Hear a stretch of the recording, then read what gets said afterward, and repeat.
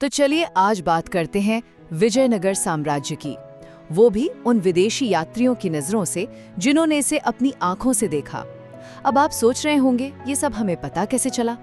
ये सारी बातें हमें उन यात्रियों और राजदूतों के लेखों से पता चलती हैं जो 14वीं से 16वीं शताब्दी के बीच दक्षिण भारत के इस शक्तिशाली और आप कह सकते हैं दुनिया के सबसे अमीर साम्राज्यों में से एक में आए थे। तो पहली बात, इसकी राजधानी हम्पी वो किसी अजूबे से कम नहीं थी। आप अंदाजा लगाइए, पुर्तगाली यात्री डोमिंगो पेस ने तो इसकी तुलना सीधे रोम से कर दी। और फारसी राजदूत अब्दुल रज़ाक ने क्या लिखा कि शहर के चारों तरफ 7 दीवारें थीं और बाजारों में जौहरी खुलेआम हीरे मोती बेच रहे थे। ये व्यापार का इतना बड़ा सेंटर था कि इसके 300 बंदरगाहों से मसाले और कपड़े जैसी चीजें एक्सपोर्ट होती थीं। फिर दूसरी बात यह है कि ये साम्राज्य सिर्फ अमीर नहीं था, बल्कि इंजीनियरिंग और एडमिनिस्ट्रेशन में भी कमाल का था। मतलब पानी को मैनेज करने का एक शानदार सिस्टम था इनके पास।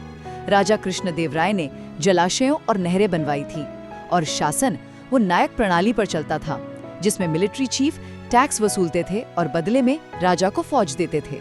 और आखिर में तीसरी बात, इस साम्राज्य की पहचान सिर्फ दौलत या अच्छे शासन से नहीं थी, ये कला और आर्किटेक्चर का भी एक बहुत बड़ा सेंटर था।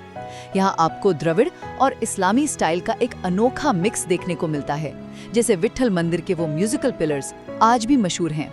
लेकिन ये सब हमेशा नहीं रहा। 1565 में तालेकोटा की लड़ाई ने आप कह सकते हैं सब कुछ बदल दिया।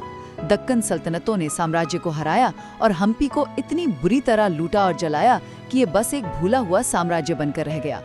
तो कुल मिलाकर विजयनगर सिर्फ एक साम्राज्य नहीं था, ये दक्षिण भारत की समृद्धि, इंजीनियरिंग और कला का एक ऐसा शानदार प्रतीक था जिसका अंत भी उतना ही ड्रामेटिक हुआ।